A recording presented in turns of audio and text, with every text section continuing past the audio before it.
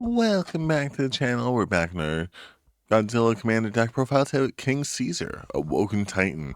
For 1, a red, a white, and a black, he had 3/5 with Double Strike, where whenever this creature mutates, it deals 4 damage to target creature or planeswalker an opponent controls, and you gain 4 life while you're at it. You can also mutate for 2, a black or a red, and 2 white, to put it on top of a creature.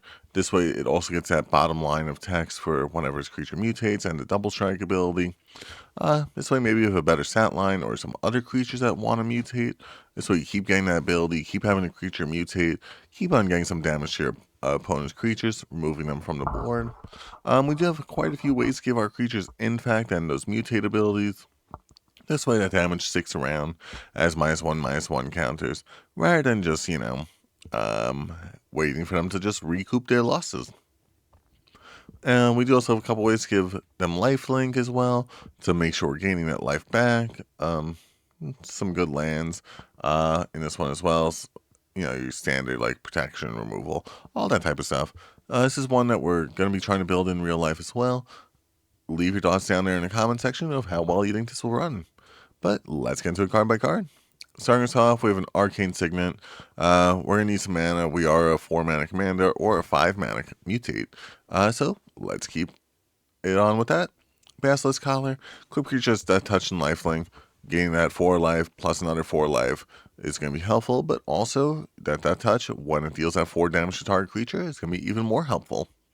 Lightning Greaves. This way our creatures can attack the turn they come down, potentially giving us enough with that Double Strike to remove almost all of our opponent's creatures, I'd say.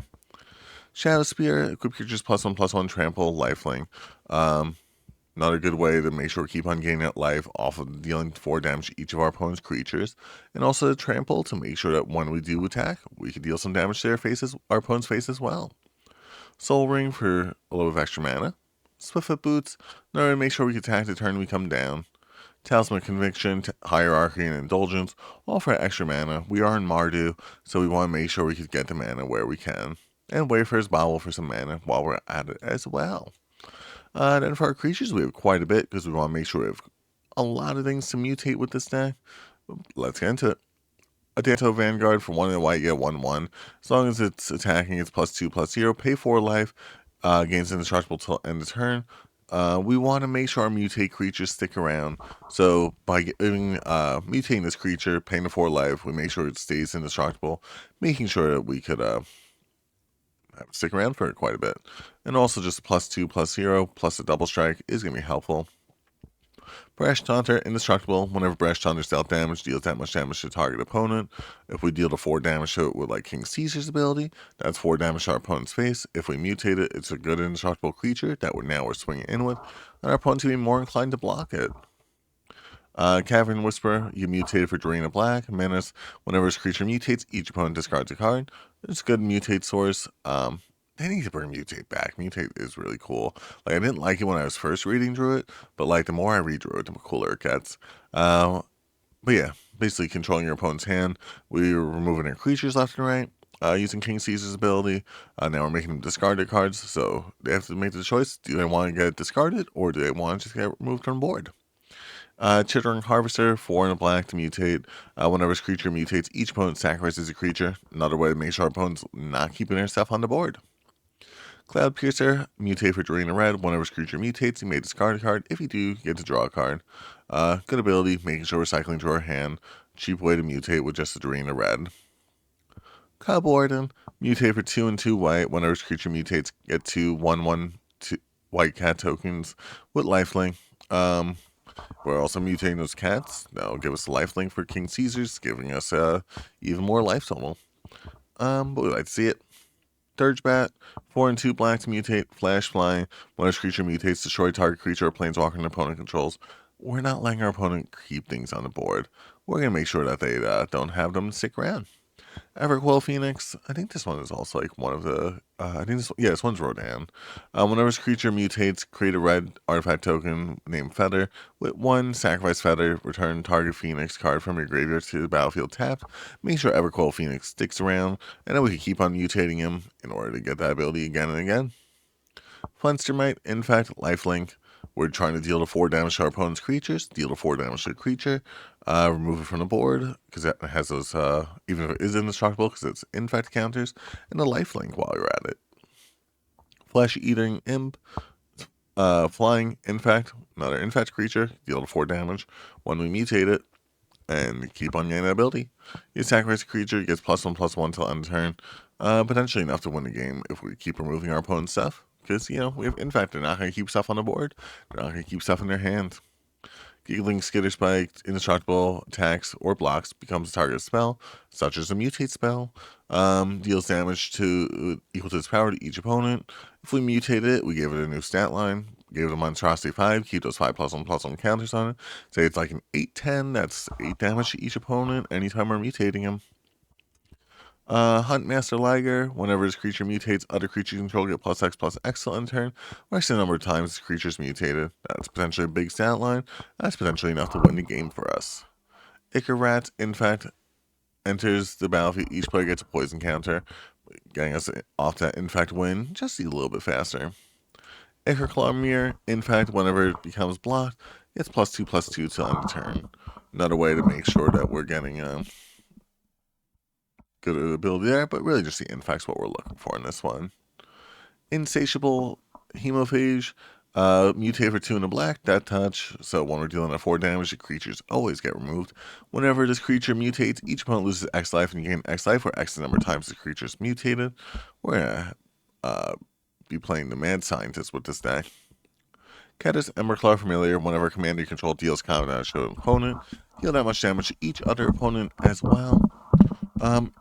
So, double strike, that's a lot of damage to our opponent's face, potentially. We're giving it all those bonuses stats.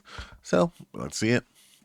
Killian, Ink Duelist, Lifelink, mana spells you cost that targeted creature costs 2 less to cast, making it cheaper to mutate our creatures. And also, the Lifelink is going to be helpful. Lost Leonin, another good infect creature. Luminous Broodmoth, this one is Mothra, if you want to run the Mothra art. Whenever a creature you control and without flying dies, return to the battlefield with flying. This way we could then swing in for more damage, potentially with that infect on our opponent's face. Master Orkhorn, mutate for green and white, vigilance, whenever his creature mutates, gain 4 life. Another way gain some more life. It's a unicorn, not a horse. Mind Leecher, 4 and a black, flying, whenever his creature mutates, exile top card of each opponent's library face down. Look at those cards for as long as they remain exiled. Wait. Oh, may look at and play those cards for as long as they remain exiled. I thought you could just look at them for a second. But yeah, super fun ability. This way you get to take your opponent's stuff, and they don't get it instead. Mother of Runes for some extra protection on mutate creatures. Mysterious Egg, whenever this creature mutates, put a +1/+1 counter on it, getting an even more powerful mutated creature. Necropanther for 1 black and a white. Sorry, 2 black or white for the mutate cost. Whenever this creature mutates, return target creature card with CMC 3 or greater. 3 or less from your graveyard to the battlefield. Potentially returning our Mysterious Hag, our Mother of Runes, maybe our Plague Mirror, which gives us a good source of mana, plus some infect while we're at it. Plague Stinger, another infect creature, this time with flying. Porky Parrot, this creature deals X damage to any target where X is the number of times the creature is mutated. Especially if we have a way to, give it infect. Maybe we mutated one of our infect creatures. Maybe we deal 10 damage to each of our opponents. Who knows? Priest of Norn, Vigilance, Infect. We like Infect. Regal Leosaur. Mutate from one red or white. Whenever this creature mutates, other creatures you control get +2/+1 till end of turn. Not the best mutate ability, but good source of ways to mutate. Rogrock, Son of Roga, First Strike, Menace, Trample, all really good abilities, especially if we're mutating them, giving them a new stat line. Keeps those abilities, gets more. Skitterix, Blight Dragon, another good infect creature, gains haste as well, get to regenerate them, flying. We're going to get the poison damage our opponent in no time. Vampire, Nighthawk, Flying, Death Touch, Lifelink, all good abilities that we're going to mutate and keep those abilities for something else. Vampire, Desire Moon, Death Touch, Lifelink, deal to 4 damage to our opponent's creatures, remove them, gain that 4 life, gain 4 more life, because that's just how the ability reads. Vulpikeet, 2 and a white to mutate. Whenever his creature mutates, put a +1/+1 counter on it. Just a cheap way to mutate our creatures.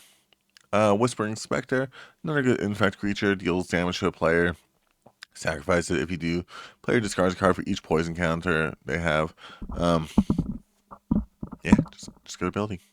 And then Zagat Mamba. When this creature mutates, whenever this creature mutates, target creature and opponent controls gets -2/-2 to end turn. But it should keep on mutating it, keep on removing our opponent's stuff. Then for our enchantments, we have Phyresis. In order to give our creatures infect, this way you can make sure to keep those -1/-1 counters on them. Phyrexian Arena for some draw power, Whip of Erebos for that lifelink, because, why stop at gaining 4 life when you gain 8 life? Because, it's going to be how your opponent's going to try to. Oop, I don't know why. There we go. Yeah. Chaos Warp for some more removal. Fling. This way we could toss our super strong creature at our opponent. It's Fling dealing damage, not the creature dealing damage, so the infect doesn't work. Generous Gift for some removal. Lawrence Escape for some extra protection. Mortifies for some removal. Path to Exile for some removal. Sword Splash Chest for some removal. Tainted Strike. Now we give our creatures infect, making sure we get that poison damage on them.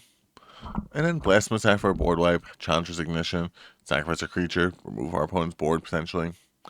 Infectious Inquiry. Now we give our opponents more poison counters while allowing us to draw some cards. Mythos of Snapbacks. Each player chooses an artifact, creature, or enchantment, and planeswalkers from among the non-land permanents they control. Sacrifice the rest. That's each player, so it includes us. Basically, it's sort of everything except one of each type. It's a really cool ability. I like it. Night's Whisper for some draw power, and Ruinous Ultimatum for our final board wipe. Nothing really special there in the lands. But yeah, that's the overall deck profile there. If you guys liked the video, make sure you like the video. If you want to see more like this, make sure you subscribe so you can stay tuned for more. Thanks so much for watching. I hope you have a great day.